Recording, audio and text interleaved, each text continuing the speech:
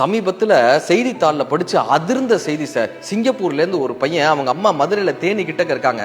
அம்மா நீ சிங்கப்பூருக்கு வந்துருமான்னு 2-3 தடவை அழைக்கிறான். அவங்க அம்மாவும் யோசிக்கிறாங்க, இந்த வயசான காலத்தில் நான் எப்படி இந்த வீட்டில் இருக்கிறது, நான் மட்டும் எப்படி தனியாக இருக்கிறது, கணவனும் இல்லை, ஒரே பையன் தான், சொத்து பத்தெல்லாம் வித்துட்டு பணமாக்கி வச்சிருக்காங்க.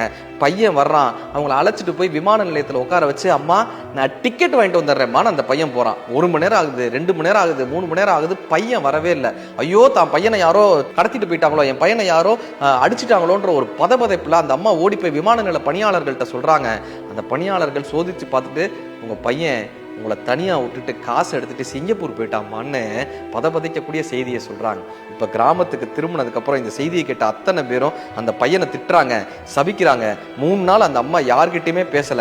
4ஆவது நாள் அந்த கிராமத்தில் இருக்கக்கூடிய அத்தனை பேரையும் கையை கூப்பி சொன்னாங்களாம், என் பையன் பண்ணது தப்பாவே இருக்கட்டுங்க, ஆனா என் பையனை சபிச்சிடாதீங்க. கடல் கடந்து கண்காணாத தேசத்துல யாரும் இல்லாம இருக்கான், ஏதோ ஒரு பண தேவை, அவன் என்ன ஏமாத்தாம வேற யாரை ஏமாத்த முடியும், அவனை சபிச்சிடாதீங்க, எங்க இருந்தாலும் என் பையன் நல்லா இருக்கட்டும்னு சொல்லக்கூடிய மிகப்பெரிய உள்ளம் இந்த தாயினுடைய உள்ளமா தாங்க இருக்க முடியும். வயிற்றில் எத்தினால் மட்டுமல்ல, நெஞ்சில் உதைத்தாலும் கூட அதை பொறுத்து கொள்ளக்கூடிய குணம் இந்த தாயின் குணம். பசுந்தங்கம், புதுவெள்ளி, மாணிக்கம், மணிவேரம் இவையெல்லாம் ஒரு தாய்க்கு ஈடாகுமா?